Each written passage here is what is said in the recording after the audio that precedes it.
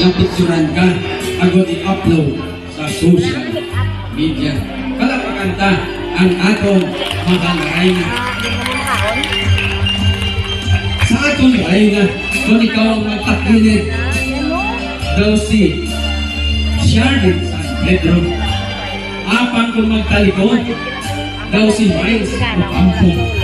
Apang kung magatugang, kamukha-mugit ang nanay mo. Samtanang imong nga hari, anuman kagaturon nga lalaki. Nanagod pa, ay nahadlok magpakita sa iyang itsura. Tindog anay, kay kung ikaw magtalikod, daw si Nas Agwas na.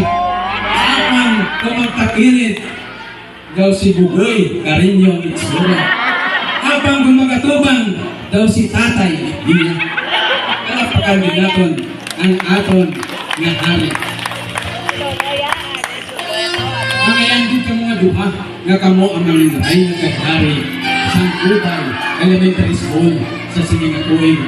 Gani ang inyong pagkahong sa Sininginarian, kabay, kahatok, sa kalipay, pagtamdanay, pagpagpigay sa tagsa-agsa.